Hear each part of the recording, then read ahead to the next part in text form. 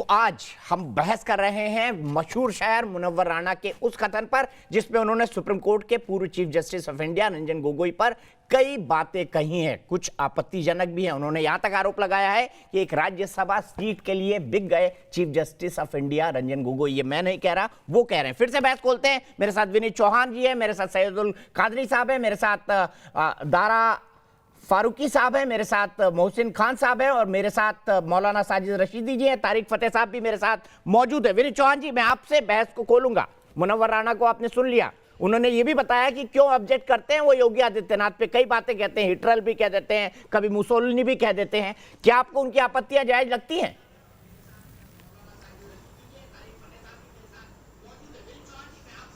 दीपा भाई, सबसे पहले तो मुझे बहुत अफसोस है कि मुनव्वर राणा साहब की भाषा सुनकर आज मुझे बेहद अफसोस हुआ और उनके कद में इजाफा नहीं हुआ मेरे दिल में। जिस तरह की भाषा वो मोहसिन रजा के लिए बोल रहे थे या तारिक फतेह साहब के लिए बोल रहे थे, उनके पास शब्दों का भंडार है। हमारे दारा भाई बैठे बहुत अच्छे लेखक हैं, वो इत्तेफाक नहीं रखते हमारी बातों से, क्योंकि भाषा अपना विरोध तरीके से दर्ज करती है।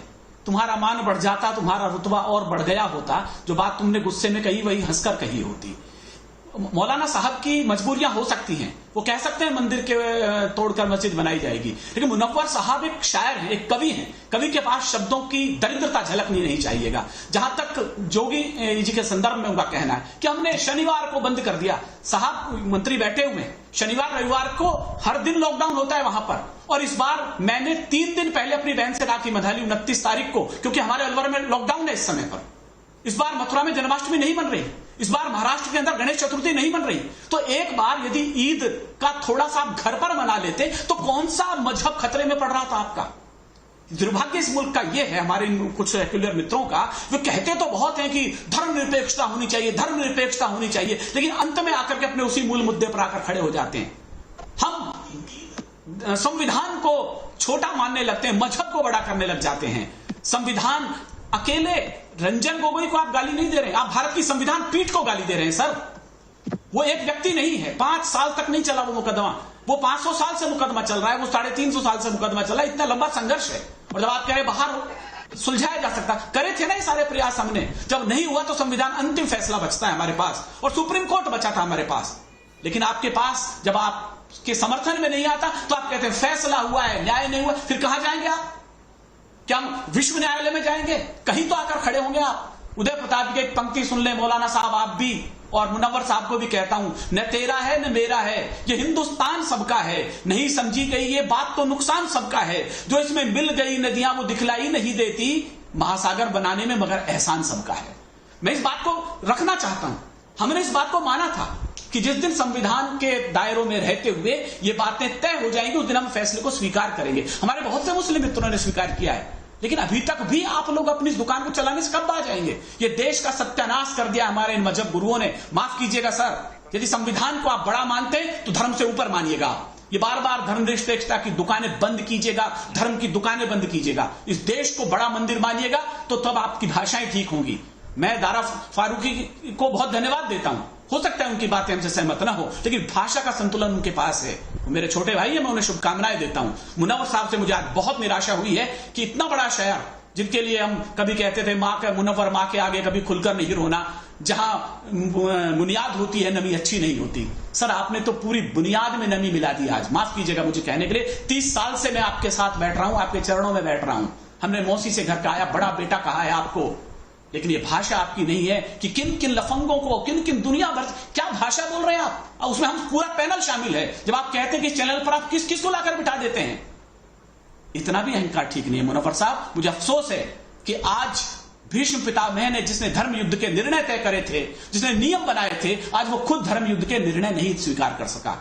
और अब आज मैं आपका स्टेटस देखता हूं तो आप ये लिखते हैं, लो इस गांव से रिश्ता हमारा खत्म होता है। ये मुनव्वर साहब लिख रहे हैं आजकल अपने स्टेटस पर, लो इस गांव से रिश्ता हमारा खत्म होता है, फिर आंखें खोल ली हमने कि सपना खत्म होता है। आपका सपना टूटता है। जावेद अख्तर साहब ने कभी बहुत पहले कहा था, ये जो सारी बातें आप यहां करते हैं ना, कभी पाकिस्तान जाइएगा, 5 दिन के बाद आपके अंदर आपको हिंदुस्तान अच्छा लगने लगेगा। लेकिन आप यहां बैठते हैं, बातें बहुत करते हैं, लेकिन व्यवहार में नहीं लाते हैं। शाहीन बाग से लेकर आज तक मुझे वो मुनव्वर राणा अब नजर नहीं आया जिसे हमने 30 नहीं, 40 नहीं, 50 सालों से इस मुल्क ने पलकों पर बैठाया है। काश मुनव्वर सर मेरी बात सुन रहे होते तो मैं उनसे ही बातें संविधान का गाना तो गाते हैं विनीत भाई, आप संविधान का गाना तो गाते हैं, लेकिन धर्म से ऊपर संविधान को नहीं रखते। आप धर्म से ऊपर नहीं रखते। बकरीद पर आपको बधाई चाहिए, पर गणेश चतुर्थी पे कोई मुसलमान भाई बधाई नहीं देगा, हैप्पी दिवाली नहीं विश करेगा। बकरीद पर विश चाहिए आपको, ईद पर विश चाहिए, बकरीद में लॉकडाउन पर छूट चाहिए। यही है आपका सेक्युलरिज्म। और जिस दिन मंदिर बनेगा ये बोलेंगे मौलाना साजिद रशीदी, ऑल इंडिया इमाम एसोसिएशन के अध्यक्ष, जिनको आप कह रहे थे ना इमाम हिंद बोलते हैं हम, इमाम हिंद। मैं इसलिए बोल रहा हूं गली मोहल्ले में इमाम मिलते हैं। आपको पहली बात तो ना इमाम के मायने नहीं मालूम है, तो इस पे सर ये है ना ऑल इंडिया इमाम एसोसिएशन के अध्यक्ष, ये बैठे हुए हैं। ठीक है, ऑल इंडिया इमाम एसोसिएशन के अध्यक्ष मौलाना साजिद रशीदी। वो इमाम और जो अल्लामा इकबाल ने जिस इमाम के बारे में कहा वो अलग है बिल्कुल। और अच्छा, मैं उम्मीद करता हूँ कि तारीख जो है मेरी बातचीत नहीं, ये पहले बात करें जिसको कुत्ता कहते हैं ना, ये बात करना। आपने अपने अल्फाज वापस लेने।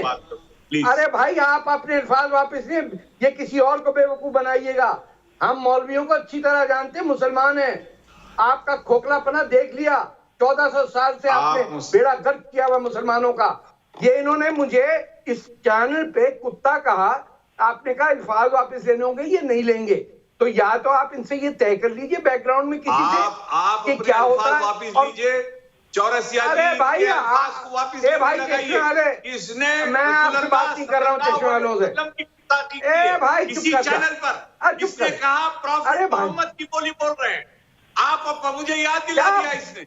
आप क्या बात कर रहे हैं, इसकी बात करें। क्या कहा ये तारीफ फतेह? ठीक है, एक मिनट, तारिक फतेह साहब बोल रहे हैं, मैं आ रहा हूं आपके साथ। मौलाना कादरी, तारिक फतेह साहब, इमाम हिंद मैं सुन के पक गया हूं। मेरे सामने एक इमाम और बैठे हुए हैं, ऑल इंडिया इमाम एसोसिएशन के अध्यक्ष मौलाना साजिद रशीदी। ये देश के इमामों का प्रतिनिधित्व करते हैं, और आप भगवान मर्यादा पुरुषोत्तम श्री राम की तुलना इमाम हिंद अल्लामा इकबाल ने कर दी थी। यही कहते हैं सब, और फिर बोलते हैं मस्जिद गिरा दी आपने, अब मंदिर गिराएंगे हम। देखिए, आप पहली बात तो एक बात याद रखिए कि तारिक फतेह साहब आप बोलिए, मैं मौलाना कादरी साहब के पास जाऊंगा, मैंने उनको वक्त दिया था। तारिक फतेह साहब आप बोलिए, तारिक फतेह साहब का ऑडियो। देखिए मसला सारा ये है कि मैंने बार बार एक चीज दोहराई है कि हिंदुस्तान के अंदर एक जंग है अल्लाह के इस्लाम और मुल्ला के इस्लाम के दरमियान। ये लोग कहीं से किसी सूरत, इनकी कोई हरकत ऐसी नहीं है कि ये बैठ के रसूलुल्लाह के कदमों पे बात करें। जिन लोगों ने बाबर को इस मुल्क में अपना बादशाह माना, जिसने पूरे जो पख्तूनख्वा का इलाका है वहां लाखों मुसलमान को मारा, हिंद पे आके दिल्ली में हिंदुस्तान से नफरत करने के बाद ना पैदा हुआ ना मरा, यहां उसके नाम की मस्जिद रख दी, बना दी। एक के मोहम्मद ने कह दिया, नीचे बैठा हुआ एक मुसलमान आर्कियोलॉजिस्ट ने कहा कि नीचे नीचे मंदिर था। उसके बाद भी आप देखिए कि इनकी दुम वैसी की वैसी टेढ़ी है, जरा भर फर्क नहीं आया, किसी का माइंड चेंज नहीं हुआ। क्यों? क्योंकि ये इंटरनल बीमारी है। ये जो गज़वा हिंद की नफरत है हिंदुओं से, ये इनके जड़ में बैठी हुई है। बच्चे में डाला हुआ है कि हकीर कौन है और अशरफ कौन है। और इनको जब सब हिंदू खत्म मिलते हैं तो ये मुसलमानों की, जिस तरह इन्होंने बांग्लादेश में मारा 30 लाख को, जो आज बलोचों को मार रहे हैं, कुर्दों को मार रहे हैं, 5 लाख सीरिया के अंदर मर गए, इनकी जू नहीं हिटती। मस्जिद क्या बात कर रहे हैं, मक्का के अंदर मस्जिद हटा दी, रसूलों के घर के ऊपर पार्किंग लॉट बना दिया, इनको कोई तकलीफ नहीं हुई। होटल बना दिया, सफा मरवा की पहाड़ियों को काट के किंग खालिद का महल बना दिया। कोई एक इंडिया का मौलवी नहीं है जिसको गुस्सा आया हो कि ये क्या कर रहे हो तुम, क्योंकि पैसा तो वहीं से आता है। सफा मरवा क्या मददबानी कर रहे हैं? अरे भैया नहीं हो, अरे भाई झूठ बोल रहे हो तुम। ठीक है तारिक फतेह साहब, मैं एक बयान सुनवाना चाहता हूं, उस पर भी टिप्पणी लूंगा, लेकिन उससे पहले नीरज कुमार के पास हम जाएंगे। मुनव्वर राणा साहब का ये बयान सुनाएंगे जिसमें उन्होंने क्या कहा है। मेरे एक दर्शक ने मुझे रिवाइंड करके बताया, मोहसिन रजा साहब ने बताया कि उन्होंने ये भी अल्फाज कहे हैं कि ये देश अब शायद रहने लायक नहीं बचा। सुनिए मुनव्वर राणा साहब ने ये कहा या नहीं कहा, सुनिए। इसको करते करते करते 27 बरस में इस लोहे को इतना गर्म कर दिया गया कि उस मकाम पे नफरत आ गई कि आप सोचिए कि मतलब हिंदुस्तान में रहना दुश्वार हो गया है। कितना दुश्वार हो गया आप ये सोचिए। हिंदुस्तान में रहना दुश्वार हो गया है। मौलाना साजिद रशीदी, आपका भी हो गया। सेक्युलरिज्म तो खतरे में, अब हिंदू राष्ट्र बन रहा है, तो आप कहां जाएंगे? इसमें मुनव्वर राना ने ये कहा बोलने लायक नहीं रहा। दुश्वार हो गया है। दुश्वार का क्या मतलब होता है मौलाना साहब? सुनिए, दुश्वार होने का मतलब ये है कि जिस मकान में मैं रहता हूँ अगर उसमें तमाम सहूलियात मुझे नहीं मिल रही है, मेरी इज्जत वहाँ नहीं हो रही, तो आदमी कहता दुश्वार हो गया यहाँ रहना। तो इसका मतलब तो वही हुआ ना। मतलब क्या हुआ? अरे वाह, गजब है। मतलब ये मुगल सल्तनत खत्म हो गई, मुगल सल्तनत खत्म हो गई, इसलिए दुश्वारी हो गई। अच्छा, मुगल सल्तनत खत्म हो गई इसीलिए दुश्वारी हो गई। दुश्वार हो गया, मंदिर बन गया इसलिए दुश्वार हो गया मुल्क। अरे भाई, बहादुर शाह जफर के साथ आप भी चले जाइए रंगून, आदमी को तो ये वो अभी तक खुला पड़ा है, वहाँ से भाग के वापिस आ रहे हिंदुस्तान में। दीपक मेरी बात सुनिए 1 मिनट जी। ये के मोहम्मद का हक दे रहे हैं। के मोहम्मद बड़े हैं या रंजन गोगोई बड़े थे? रंजन गोगोई बड़े। अरे मौलाना साहब देखिए, मैं मुनव्वर राणा साहब की उम्र का कद्र करते हुए मैंने ये नहीं कहा कि वो रंजन गोगोई का इकलौता फैसला नहीं था। 5 जजों ने सर्वसम्मति से फैसला दिया था। अगर उनमें से 4 चाहते रंजन गोगोई को हटा देते, 4 एक तरफ फैसला देते, उनका फैसला मान्य होता। लेकिन आपके दिमाग में बात जाएगी नहीं, आपके दिमाग में बात जाएगी नहीं, पहुंचने नहीं देना चाहते। अच्छा मुझे बताइए, मौलाना साजिद रशीदी के लिए दुश्वार हुआ कि नहीं हुआ? बोलना शुरू हो जाते हैं, और जब कोई मुसलमान को गाली देना शुरू करता है तो आप हो जाते हैं। अरे सुनो, आप खुद दे रहे हैं गाली, आप तो दे रहे हैं मुसलमानों को गालियां।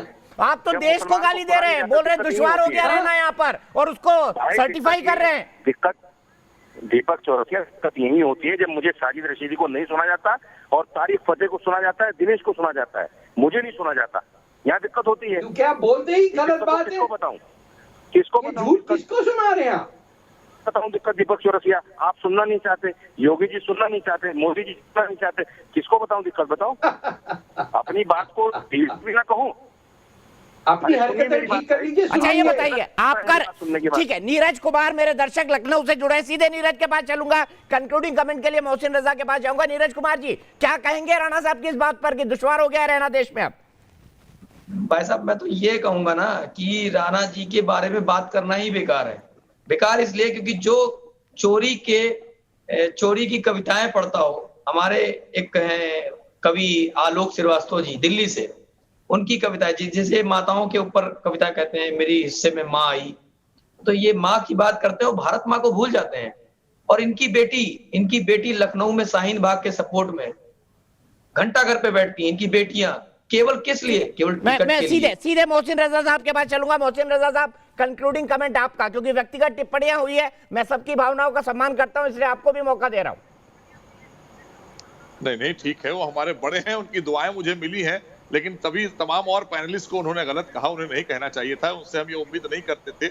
हमारे बड़े कवि बैठे हुए हैं, विनीत जी बैठे हैं, दारा जी बैठे हैं, सभी लोग वरिष्ठ हैं, और तारिक फतेह साहब ने भी कुछ बातें जो कही कि वाकई में उन बातों का जवाब देते वो, लेकिन चूंकि फ्रस्ट्रेशन है इस बात का है कि मुगलिया सल्तनत चली गई, अब एक सर्कुलर सरकार आ गई है, सबका साथ सबका विकास हो रहा है। अब ये परेशानी है कि ये क्यों हो रहा है और वो क्यों नहीं हो रहा है जो वो चाहते थे। वो तो जो लोगों के लिए काम करते थे, सच्चाई ये है कि सच्चाई सुनना नहीं चाहते, सच्चाई से भाग रहे हैं। वो उन लोगों के साथ जाना चाहते हैं जो सड़क पे दरी बिछाकर इनके साथ रोजा अफ्तार करते थे और इनको महिमा मंडित करते थे। हम अगर सम्मान के साथ इनको मंच पर बिठाना चाहते हैं, इनको सम्मान देते हैं, वो नहीं बर्दाश्त हो रहा है। वो वाले लोग ठीक थे जो लड़ाने का काम करते थे। विनीत चौहान जी, कंक्लूडिंग में आपसे 2 लाइन सुनना चाहूंगा, और उसके बाद मैं बता दूं, देश की बहस में 90% लोग ये मानते हैं कि चीफ जस्टिस और सुप्रीम कोर्ट पर टिप्पणी करना इस तरह की गलत है। विनीत चौहान जी, 2 लाइनें, और वहीं से मेरे को ये लगता है कि बम्पर हमको चला देना चाहिए आज के पूरे डिबेट को समअप करते हुए।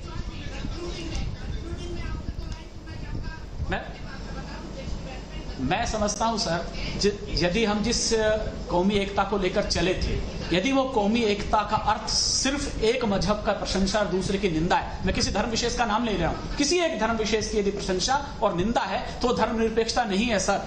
हमारे यहाँ किसी ने बहुत अच्छा कहा, जिस दिन मंदिर की घंटी से सुर मिल गया अजान का, रूप बदल जाएगा उस दिन मेरे हिंदुस्तान का।